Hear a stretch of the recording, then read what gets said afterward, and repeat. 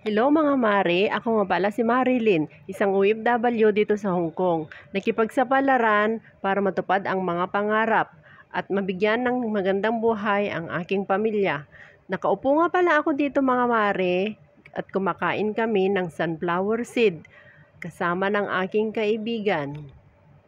Dito nga lang pala kami mga mare nagtatambay sa tuwing kami ay nagdidiop. O mga mare, wag yun ang pansinin ang mga noo namin kung bakit kami nakasimangot dahil na rin sa tindi ng init ng araw. At yun na nga mga mare, at habang kami ay kumakain dito, kami ay nagkikwentuhan ng aking kaibigan. Hindi nga kami gumala mga mare dahil wala kaming pera. Ay nako, OFW nga naman.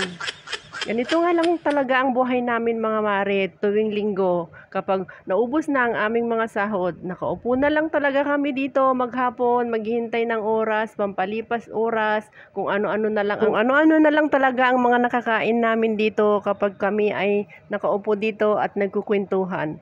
Nagkukwentuhan nga kami mga mare ng aking kaibigan tungkol sa pagre-reels. At napag-usapan nga namin ng kung paano ngayon ang pagre-reels. Tinatanong nga niya ako kung bakit tumigil na daw ako sa pagre-reels. Inoff ko na nga mga mare ang aking dashboard dahil ang dami-dami kong violation. Kaya ang naisip ko na lang ay gumawa ng panibagong account. Kaya mga mare, sana kung nakita man ninyo ako sa inyong mga wall, ay sana ay miyakapin din ninyo ako.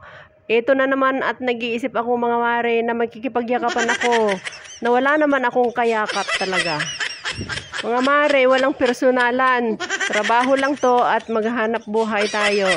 Kaya mga mare, huwag kayong magsawa sana sa aking video kapag ako ay napapanood ninyo. At hanggang dito na lamang ang aking video. Maraming salamat. Sana ay magsuportahan tayo.